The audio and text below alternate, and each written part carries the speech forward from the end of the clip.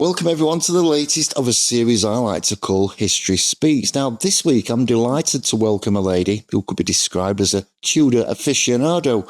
She's a teacher and in 2020 received a master's degree at Oxford in Historical Studies and is currently working on a PhD in early modern history.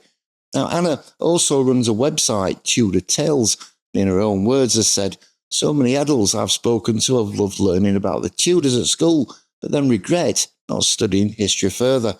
Well, perhaps today we can help as we look into the fascinating world of Henry VIII. So please give a warm welcome to my guest this week, Anna Sims. Hi, Anna. How are you? Hi, Sean. Lovely to be talking to you, and I'm really excited for our conversation today. Good. I hope you are, because I think it's going to be great, especially when we're talking about the Tudors. It's going to be amazing anyway, isn't it? Because it always is. There's always new snippets of information that keeps popping out about these people. But now I'm waffling again, but the Tudor period is, of course, a very popular era for history-related debates. Now, as I usually start these chats with a bit of an icebreaker, I know you've been running a daily series of short videos on Instagram. So if you could return to one day in that period, which one would it be and why? Oh, that's a brilliant question.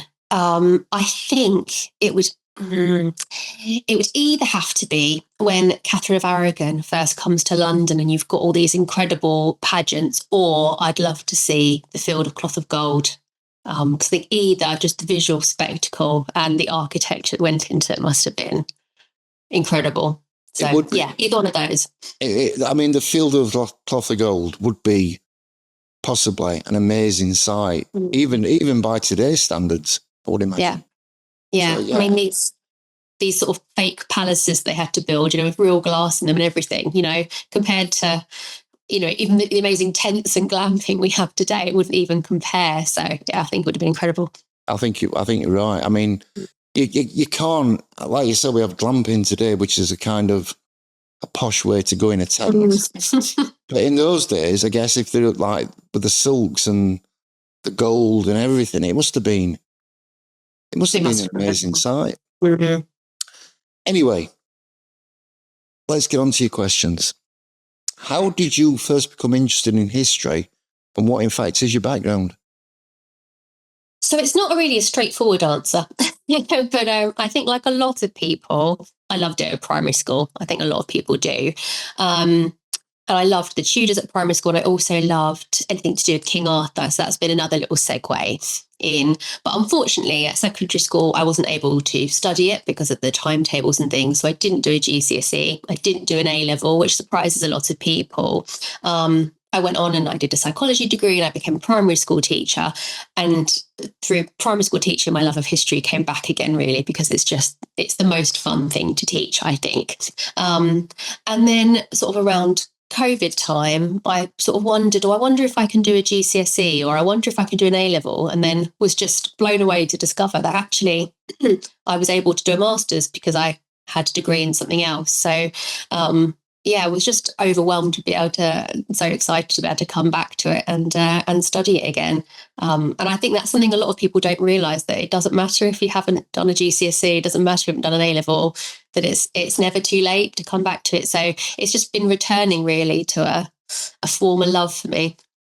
And I think it's right what you said, because I think whatever age you are, if you've got a real passion for something, there's nothing to stop anybody going down that particular road, is there? And trying to get a qualification, with regards to the subject they're interested in.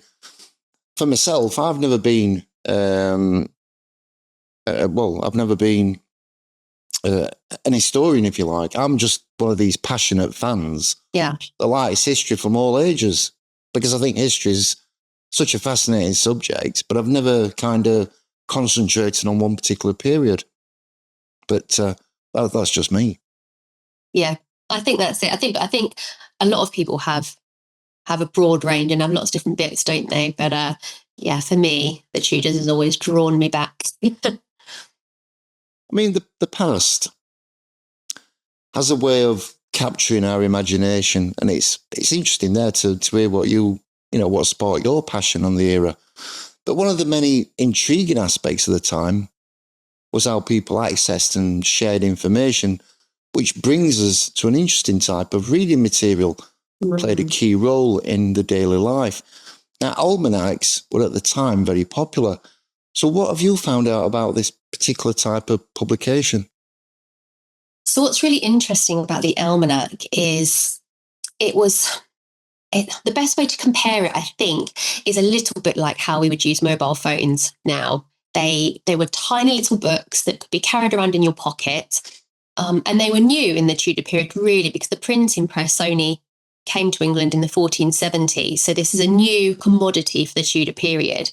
And anything people wanted to know really was in there. It told them what the weather was going to be, how to look after their mental and physical health. It told them about agriculture, when to plant things. It told them when to cut their hair, when to take a bath. So anything they needed to know for the year, they suddenly had in this little pocket. The dates, what day Easter was going to be on, all the major saints' days, everything they could need to know would be in there. And also books came out that not only predicted for them for a year, but taught them how to then predict the year themselves. They could maybe just buy this one book and keep it forever. So for people who hadn't had access to information before, it must have just been so reassuring to suddenly, they're living in a really tumultuous age.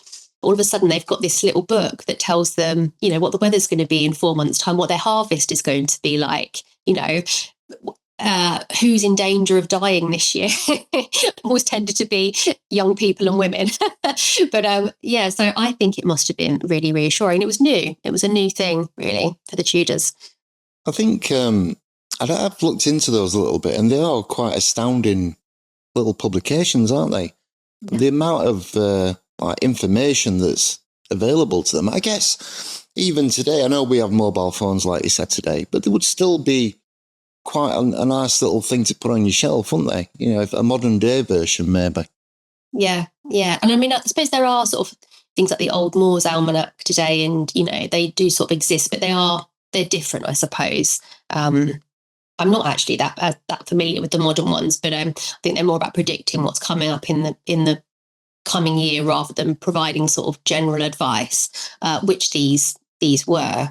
But also people could get them in like a poster version, so they could have this huge, I think they're about A2 size poster on their wall that just laid out the whole year for them, which I think must have just been incredible that, if you really believed this, which they did, on the 1st of January, they could look and see what the weather was going to be like in December. They could see their whole year mapped out for them, which I think must have been lovely. It is amazing, really, to think that such things exist. It makes you wonder who thought them up originally, doesn't it, really?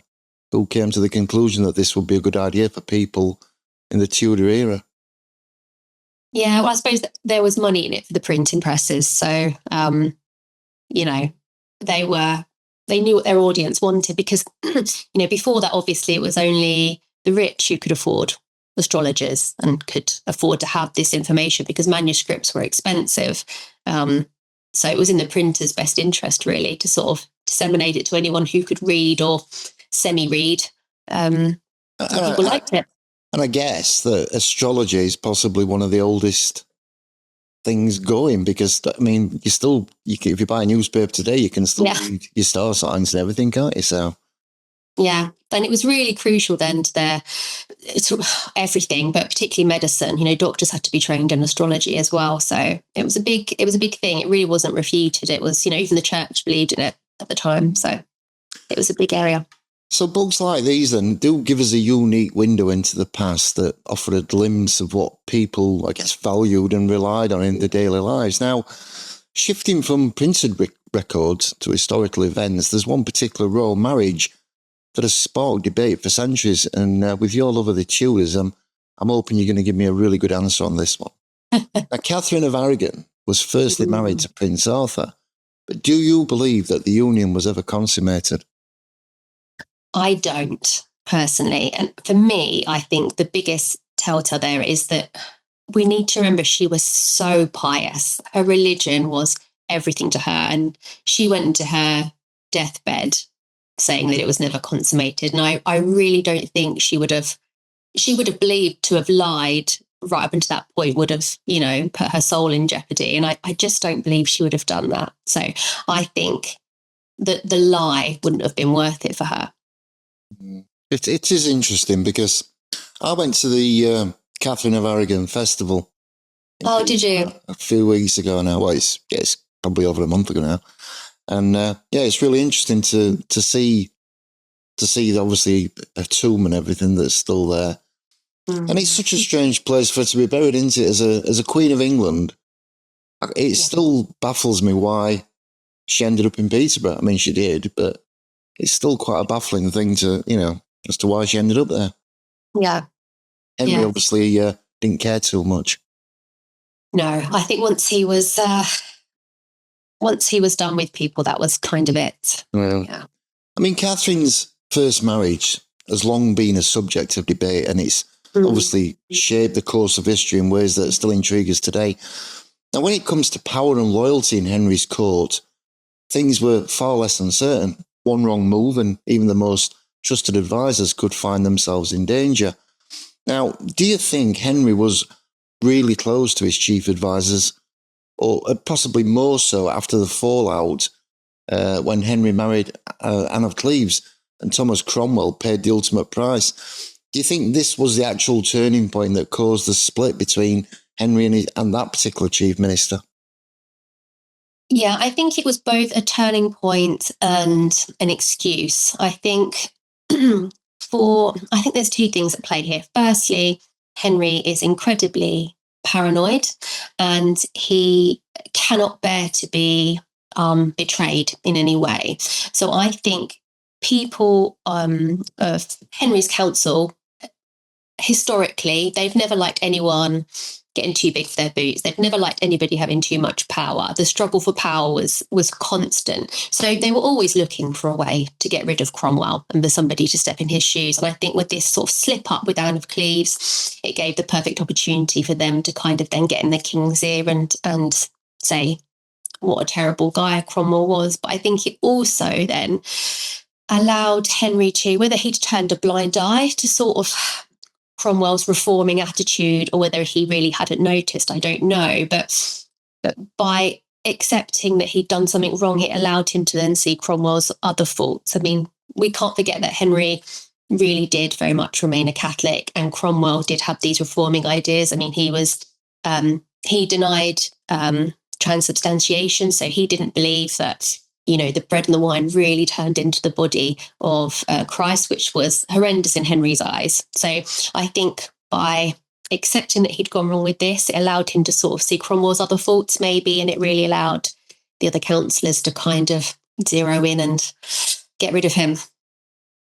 It's interesting with Henry VIII because I guess back in those days, the majority of people at court were yes men or yes women.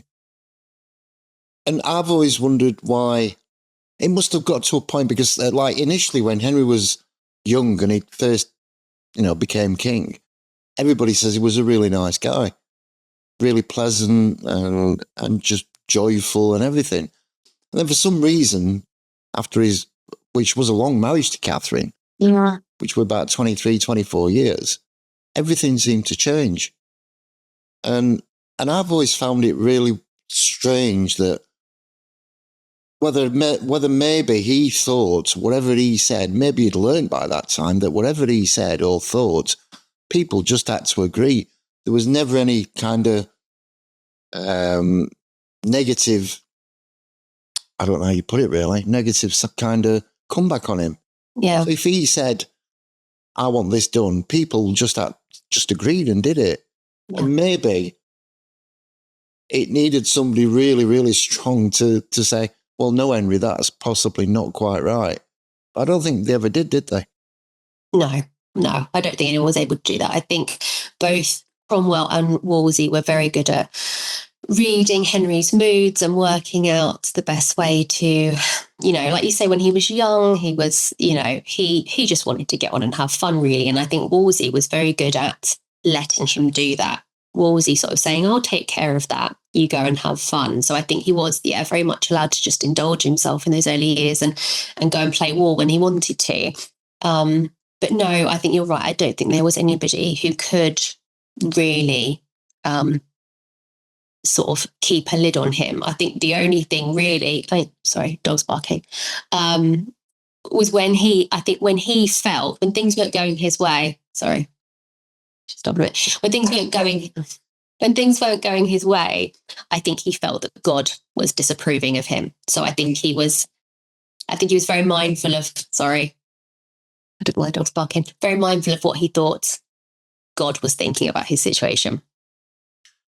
It is a strange one. I've always wondered what was that moment in his life, when he flipped and he went from being a nice guy to this tyrant, if you like. But anyway, we'll move on.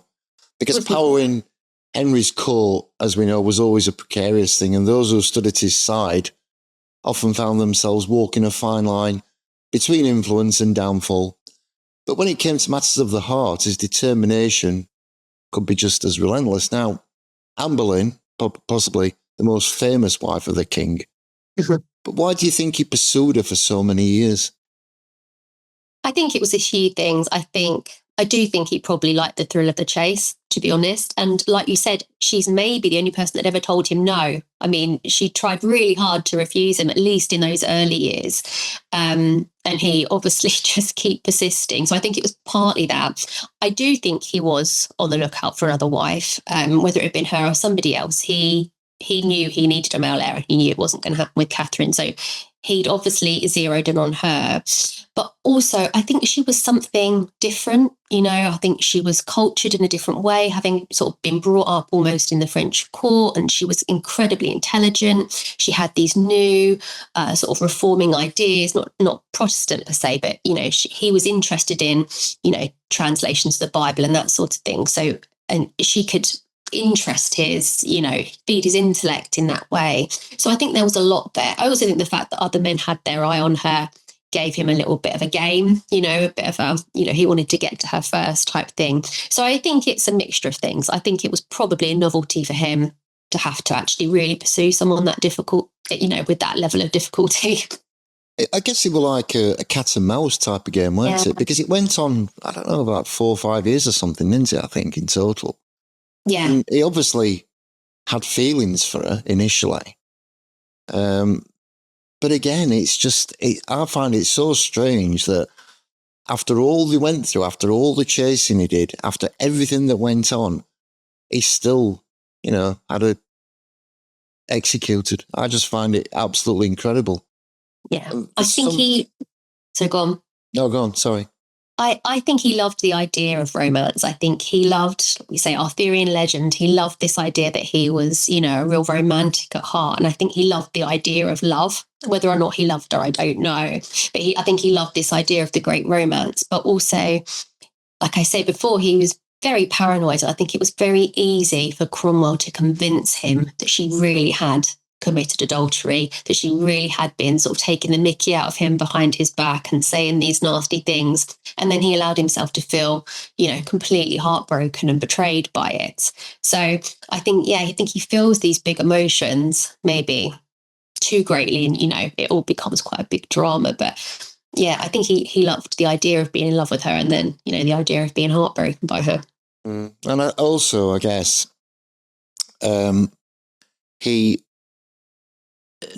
again, like we spoke earlier, nobody actually said to him, she's done nothing wrong. What has she done wrong? Nobody would dare stand up to him and say that. So, because then I guess she also had made enemies over that time. And that possibly made things even more difficult, but because it was just different times altogether, weren't it? It was just so weird. The way they carried on these things. Yeah. I can't imagine it at all today. Just can't imagine it. Not one person just like standing there completely loving somebody, or so everybody thinks, to having them executed. It's just, and he'd only been married like a couple of years, hasn't it? When they eventually got married.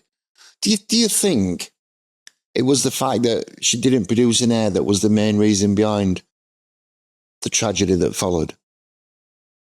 Yes. I think Yes and no. I think he'd got it into his head that if God approved of this marriage, he would have given him a son by her. So I think he'd already got in his head, have I done something wrong here? But I think that her just complete destruction was personally Cromwell's doing. And yes, maybe she wouldn't have gone quietly into a nunnery or anything like that. But, she didn't do, like you say, she hadn't actually done anything wrong. And Cromwell just dreamt up these, adulteries and, if she has made this joke about, dead men's shoes, that was obviously taken completely out of context and, spun into this story that she was planning to kill the king, which is just nonsensical. So I think Henry was open to an out at this point, but the level at which, Cromwell took it. It was definitely another level, another level. And we'll get on to a bit more about this, I guess, as we go through this anyway. But Henry's determination over the years, it certainly speaks of how much he wanted Anne in his life. But beyond his pursuit of her, there's a bigger question of what truly drove his decisions and I guess whether there was more at play than just his personal desires. So do you think that Henry's only motivation was to have an heir, having already been a spare to his own brother? I think it was his biggest, because, securing the succession, securing the Tudor line was huge for him. And also, like I say, I think if he'd, we know he got Edward, but I think having sons was seen as approval from God, but also I think him sort of not being able to have these sons, I think, was starting to feel as a little bit of a dig at maybe his manhood, because, Anne had supposedly made certain comments about him in that way. And I think maybe he had a real pride around it as well.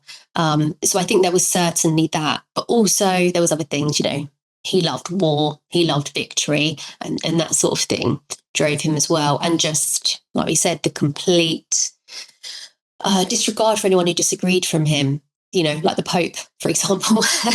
So, yeah, I think the heir was the real driving force, but I think there's other bits of his personality there as well that, led to things. I think I've always thought and this is another thing, I think it's very difficult to compare that period of time with the modern era. Things were so much different in every way, shape and form. And we can talk, about the Tudors forever and a day, and no one really knows exactly how it must have been at times. Because you see these historical dramas on TV and everything's compressed into 60 minutes. In reality, it might have been a 2 or 3 year period. Yeah. And just saying the odd word out of place could get you into big trouble in those days. Yeah, absolutely. And I think that's why it's such a dangerous time with this new Treason Act that Henry brought in, that you've only got to have a conversation with somebody that vaguely mentions the king's death, and that's it. You've got to just watch your every word, which, must have been terrifying. It's tough. Now, Henry's ambitions and decisions were shaped by far more than just his personal desires. His rule was a constant balancing act of power, legacy and survival. Now, looking at his marriages, it's clear that being his wife was far from safe, and for some, their fate hung by a thread. Henry, as we know, had 2 wives executed, although he had 6 in total. So were there any others who could quite easily have gone the same way, do you think? I don't think he ever would have got rid of Katherine of Aragon in that way. I know some people suggest that he would, but I don't think he would risk war with Spain over that. And I think, obviously, Jane Seymour, we don't know how that later relationship would have played out. Obviously, at the point she died, they were very happy and he was very pleased with her. She'd just given him a son, but who knows? But Catherine Parr, I think, did come very close. She came very close to being arrested, and she just played the whole situation so incredibly well as to sort of manage to get Henry back on side again. She was very lucky she got tipped off that she was about to be arrested, so she could sort of fake take to her, sick bed and, just shower him in compliments and say how sorry she was. So she was very lucky But I think it was a close call for her, to be honest. Did you see the movie Firebrand? No, not yet. I'm very behind on my movies and TV shows. I'm not going to tell you what happens at the end, but it's absolutely incredible and quite possibly ridiculous at the same time. But it's quite an interesting film, and it's very dark. And I spoke about this to somebody else, and I don't know. It's a very, very strange kind of movie, really. I've heard he plays him well, but yeah, I haven't seen it. It's worth watching because it's so different, I think, to anything else that that you could like possibly base this period on. Do you know what I mean? It's completely different to say the Tudors, which is like 25 years ago, whatever that is now.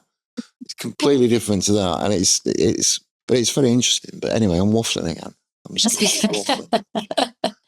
Henry's marriages, as we've just said, were filled with unpredictability, and the fate of his wives often hung in the balance. Now, looking at their stories, it's interesting to consider which of them left the strongest impression on you personally. So out of all of Henry's wives, which one resonates the most with you? That's really difficult. Yeah, I do love them all. I genuinely do.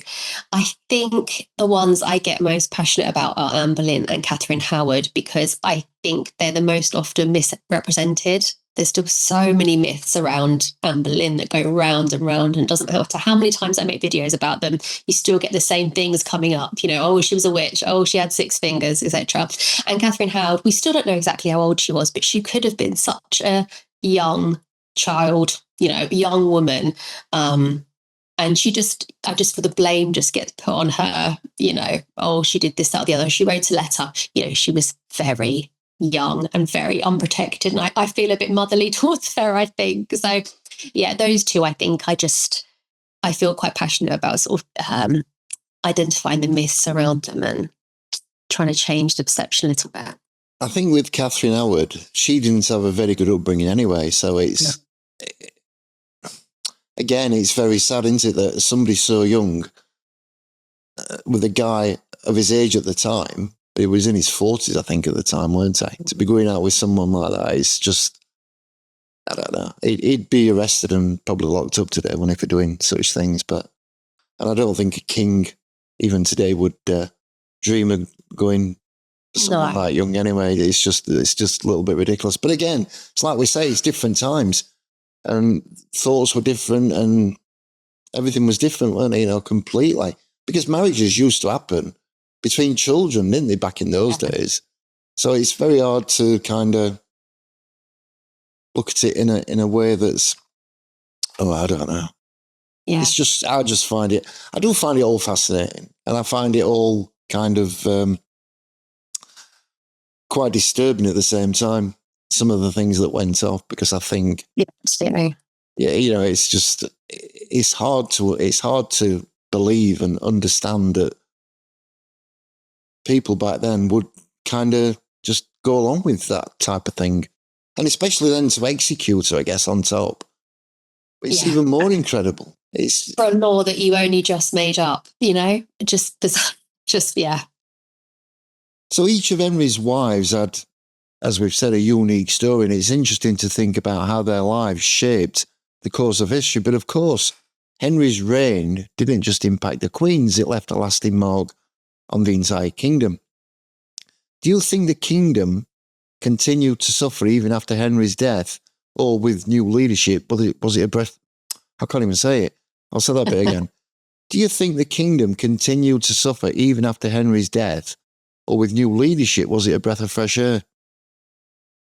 Yeah, so I think Henry very much felt that he would be able to still rule from beyond the grave. I think he set some things in motion that he thought would just go how he wanted them to, which didn't quite work. So then we've got these 2 very short reigns. We've got Edward of 6 years and Mary of 5. And I don't think either of them really had enough time to get going. I think Edward's was very much the power struggle amongst the people in his council.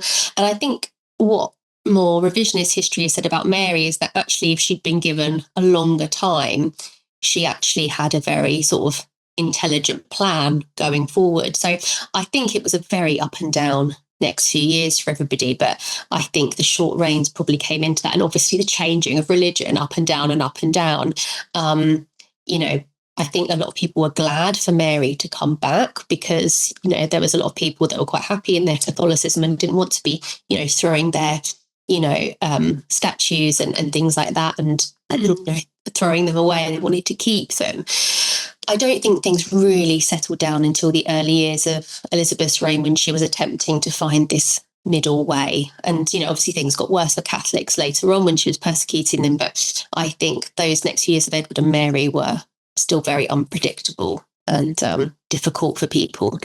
I think you're right in saying that stability only came about when Elizabeth eventually became queen, because she lasted for so long. I guess there had to be a time then where the past was kind of forgotten. It was I think the reign of Mary and Edward were kind of like experimental periods because they were so short. They wouldn't really have achieved that much in that period of time that, they were in power, would they? No, they didn't have much of a shot. And obviously Edward didn't get to put much of his own stamp on it, really. He was a young boy. He had, had all these men acting for him. And, but no, there's evidence that Mary would have, potentially made a good ruler, given the chance. But she's overshadowed by, the persecution of Protestants, I think, isn't she? And the rest of her sort of reign doesn't get much of a look in. I think with the thing with the religion at the time, it was so back and forth as well. It probably didn't help because you had Henry, who was actually Catholic, although he tried to become Protestant, if you like, in the way he manoeuvred things around religiously. And then you've got Edward, who probably followed in his father's footsteps, wanting to continue, what his father had brought to the kingdom, if you like. And then Mary completely flipped, went over to Catholicism. And then we go back to Elizabeth, who flipped again and went back to Protestantism. So it was, and this is all in the space of probably 10 years, 15 years at tops. It's chopping and changing all the time.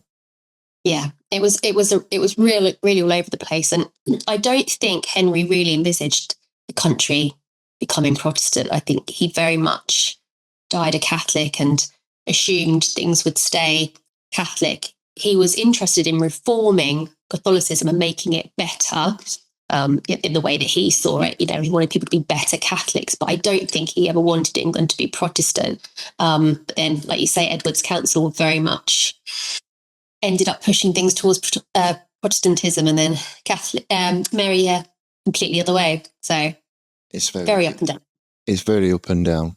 But as we said, like leadership changes often bring hope for a fresh start, but the impact of a ruler like Henry doesn't simply disappear overnight. Now his reign left an undeniable mark on history, shaping the world in ways that are still discussed today. Now, Henry VIII is without doubt the most infamous leader of the 16th century.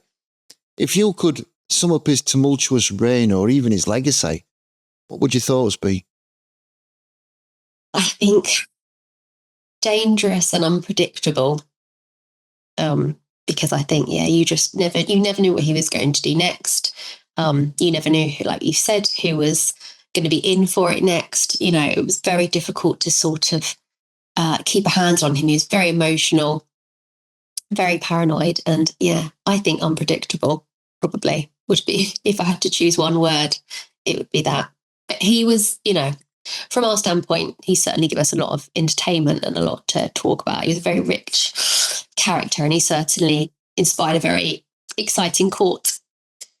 Do you think if Henry had, it's hypothetical this obviously, but if Katherine of Aragon had given him, say, one, maybe two male heirs, do you think he would have lived out his life with just her and not gone into all this rigmarole and chaos that he caused?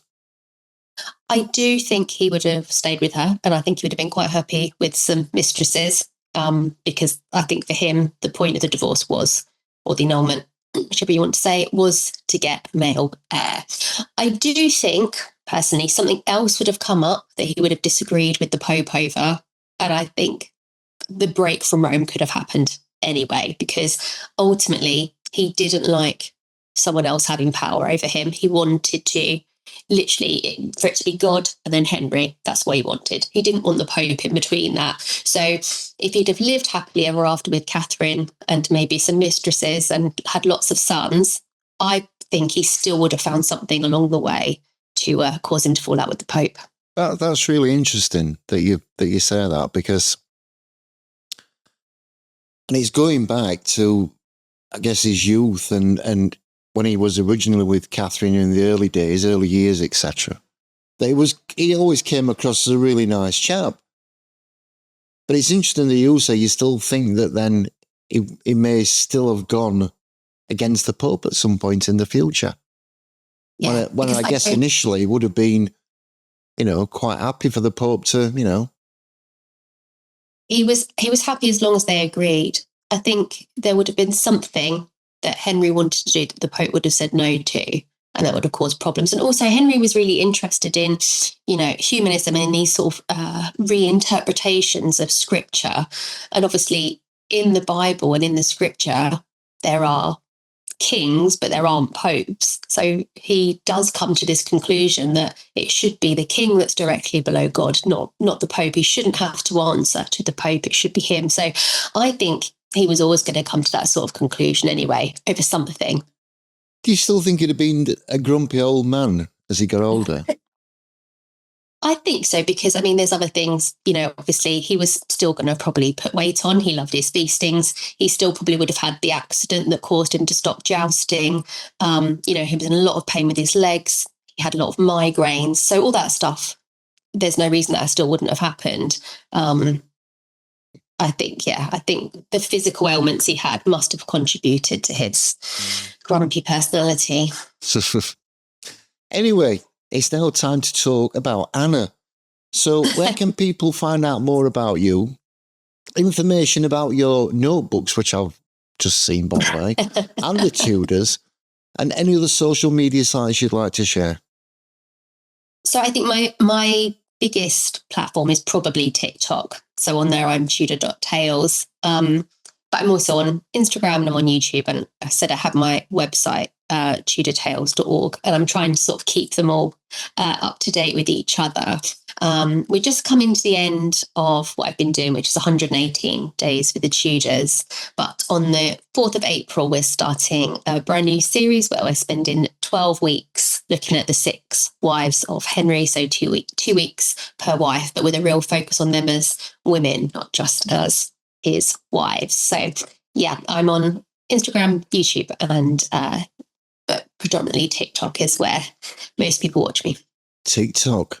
I see, I'm not on TikTok. But don't forget, Are you not? I'm not on TikTok now. I can't. I've never wanted to spread myself too thin, because some people today just go on everything, don't they? And then it's all extra work, and I just think, no, I can't be doing all that stuff. But don't forget, everybody, all Anna's links will be in that description box below. So a huge thank you to Anna for joining me this week and bringing the Tudor world alive. It's certainly clear that your passion and knowledge have made for a fascinating discussion, and I know our listeners will have loved every moment. So it was a pleasure to have you on, and I hope we can do it again sometime. Thank you so much. It's been really lovely to talk to you, and yeah, happy to come back anytime. And as always, to everyone who tuned in today, thank you so much. We've still got some more incredible guests coming on History Speaks. So if you love history, you'll love History Roadshow. And don't forget to like, which is one of these, subscribe, and of course hit that notification bell so you never miss any of our historical stories. So until next time, keep exploring the past with us, and we'll see you in the next video. Bye for now.